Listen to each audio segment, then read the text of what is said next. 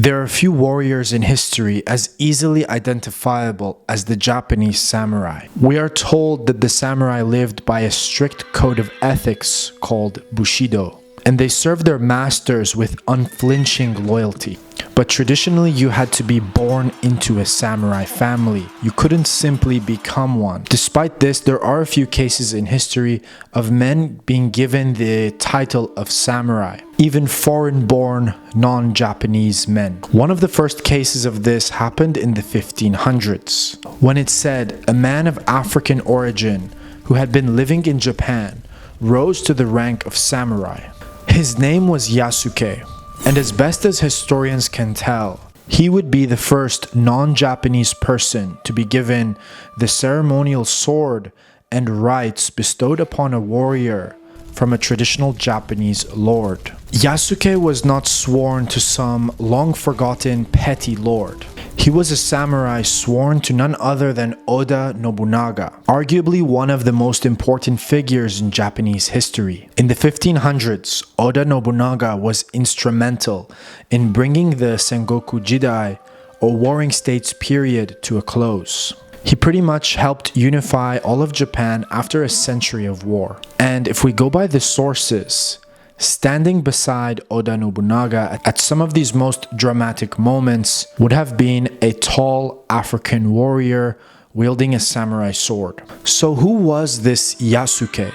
And how did he find himself in Japan in the 1500s? How did he rise so quickly within Japanese society? And given the scarcity of sources written about him, how can we be sure that he actually existed? During the Sengoku Jidai period, which lasted from 1476 to 1615, there was nearly a constant state of war between the lords of Japan. It's estimated that there was more fighting in Japan in terms of intensity and frequency than anywhere else in the world at the time. But despite Yasuke having arrived around this time, the sources about him are few and far between. He first appears in the historical records thanks to the writings left behind by the Jesuits. We know that Yasuke was employed by a high-ranking Jesuit official by the name of Alessandro Valignano, who came to Japan in 1579 as part of the Jesuit mission in Asia.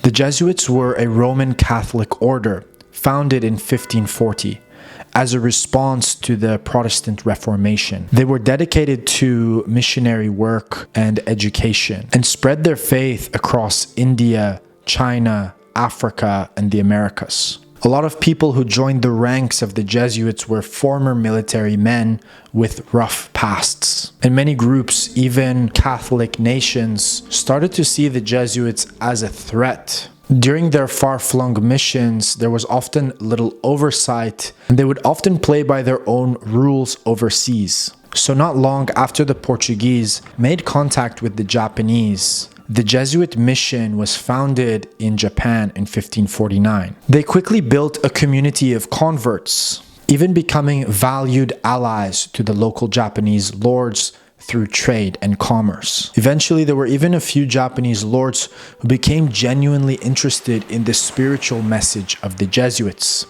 But at the end of the day, the Jesuits were more like arms dealers, fueling the internal war of Japan. So in 1579, Alessandro Valignano came to Japan as part of his role as the visitor of missions in the Indies.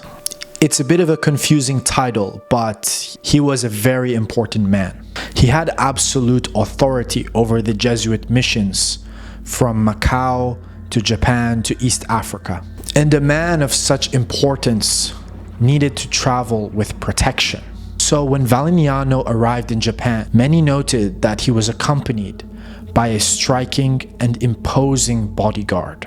This was Yasuke, and one Japanese writer describes him as standing at 6 foot 2 inches tall. He is also described as having dark skin, and both of these things made him a bit of a curiosity in 16th century Japan. We know at the turn of the 20th century, the average height of a Japanese person was around 5 foot 2. So it's quite possible that at 6 foot 2, Yasuke stood a good foot taller than most of the people living in Japan at the time. Nearly everyone who wrote about Yasuke mentioned his height and his strength. A chronicler from the period described him as follows, quote, "This man looked robust and had a good demeanor.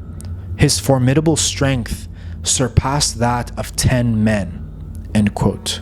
Clearly an exaggeration, but it highlights that from a Japanese perspective, he was seen as a big, strong, and formidable man. Of course, his skin tone also fascinated the Japanese, but it's important to note that he probably wasn't the first black person in Japan. By 1579, the Portuguese had already been trading with Japan for around 3 decades. We know that the Portuguese ships that were arriving in Japanese ports had crew made up of people from all over the world, not just Portuguese people. Some were slaves, some were indentured servants, some were mercenaries. We can even see this in contemporary Japanese art from the time, depicting the Portuguese and often showing people in their entourage who appear to be African. Some of these African figures appear to be armed and are acting as guards to the Portuguese merchants. As for Yasuke's origins, it's a bit unclear where he actually came from. Many historians believe he was from Mozambique, where the Portuguese had established a colony and engaged in the slave trade since 1498. Another theory suggests that Yasuke was from the inland of Mozambique, from a tribe called the 𝐤𝐤. Some believe his name is a combination of his original tribe, the 𝐤𝐤, and 𝐸, a Japanese suffix for helper. There is a third theory on where Yasuke came from an author called Thomas Lockley, who's one of the best known writers on the subject. Lockley believes that he was from the Dinka people of Sudan, and he was kidnapped as a child and sold into the Arab slave trade. From there, he would have been sent to India as a slave soldier, because in India, they did have an elite group of slave soldiers from Africa known as the Habshi, and he believes from India he would have come into Valeriano's service. This theory makes a lot of sense because Yasuke would have probably been a trained soldier with some form of education, which is evident from his grasp of the Japanese language, as we'll see later on. Yasuke also knew how to conduct himself around high-ranking officials,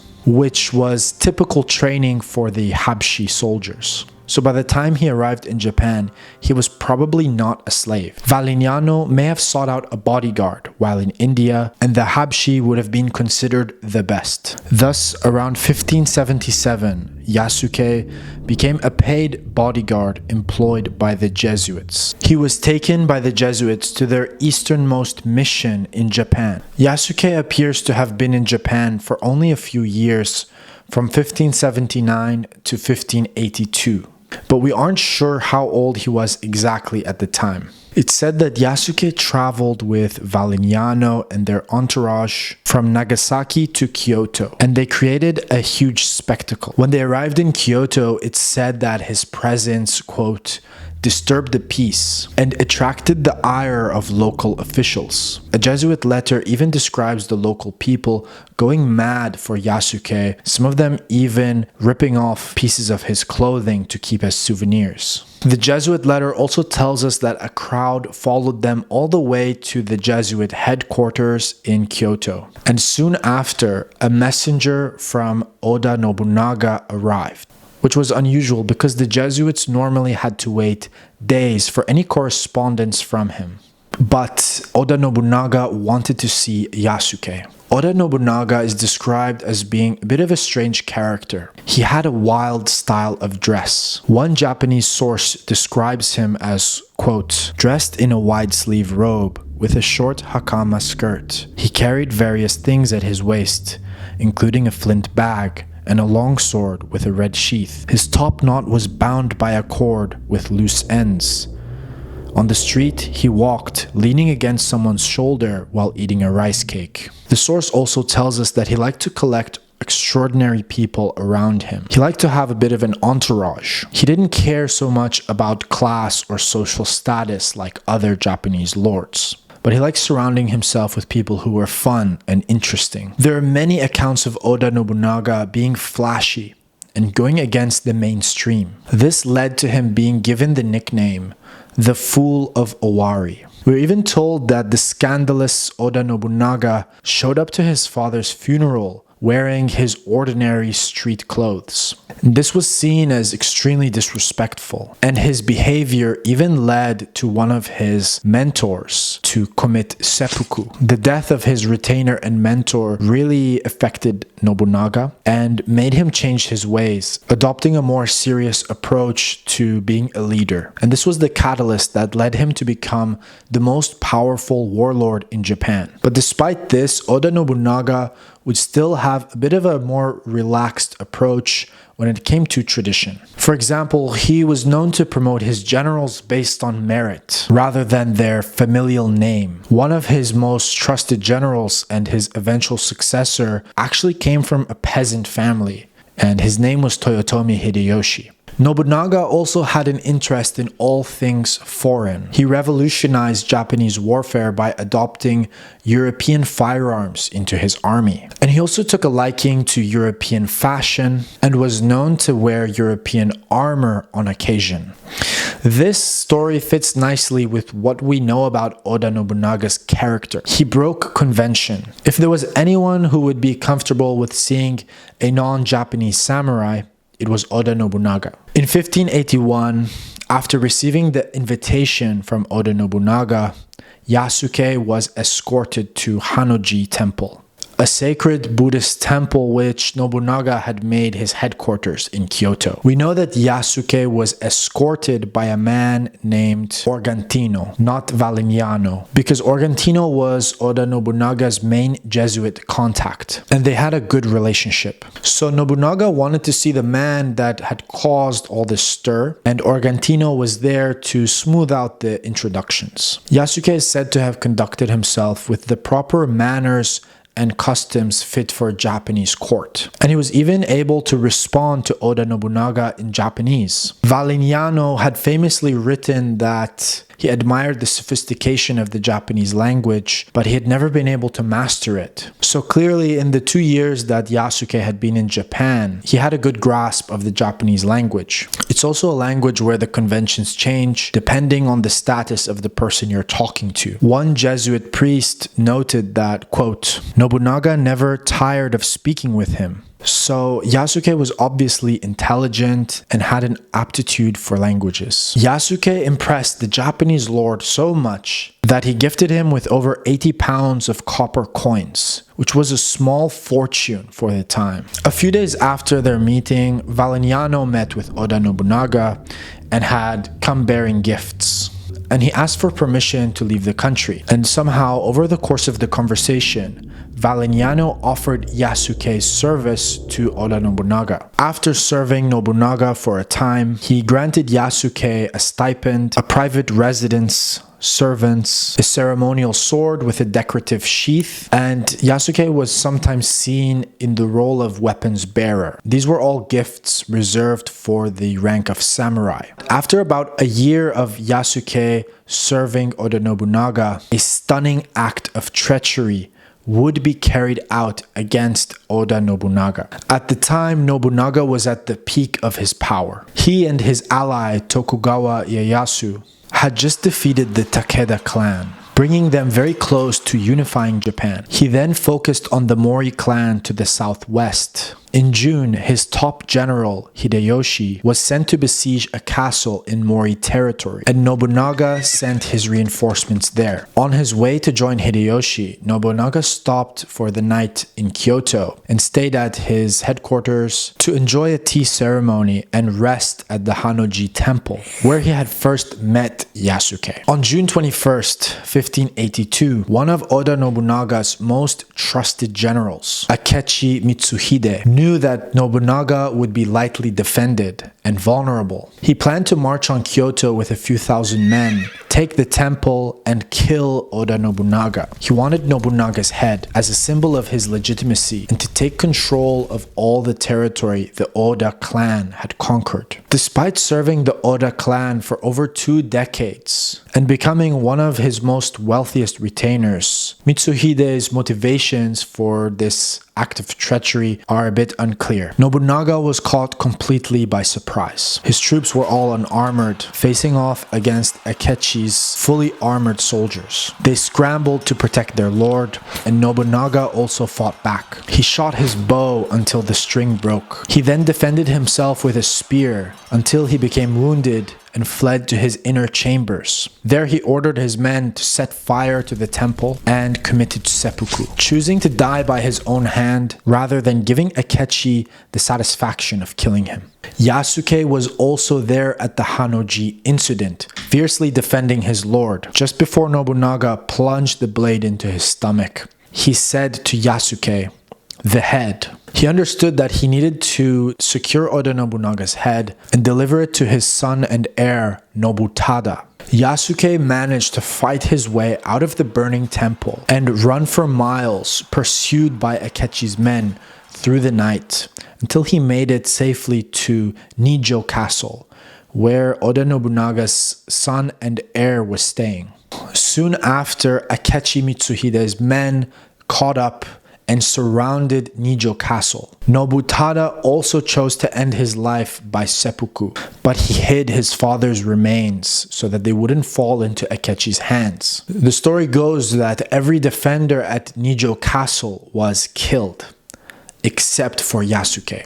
And we have a source that supports this. The letter from the Jesuit missionary Louis Frois tells us that Yasuke was actually apprehended by Mitsuhide's men. All the other prisoners were executed. According to the Jesuit account, Yasuke was spared, but only because of Mitsuhide's prejudice. The general referred to Yasuke as a beast and declared that because he wasn't Japanese, he didn't deserve a dignified death. And so he ordered his men to return him to the Jesuit missionaries in Kyoto. But Akechi Mitsuhide's treachery didn't sit well with the rest of the Japanese lords. Toyotomi Hideyoshi would eventually defeat Akechi Mitsuhide and become Oda Nobunaga's successor. After this event, Yasuke completely disappears from historical records. We don't know if he ended up staying in Japan or leaving on the next Portuguese ship. The story of Yasuke is well documented through various primary sources, but the true nature of his role remains unclear. Was he genuinely a respected warrior, or merely an exotic addition to Oda Nobunaga's entourage? The reality may lie somewhere in the middle. Yasuke could definitely have been a man of great intelligence and skill, worthy of the honors that Nobunaga bestowed upon him. Thank you guys for watching. If you enjoyed that video, don't forget to subscribe for more historical content in the future, and I'll see you guys next time. Take care.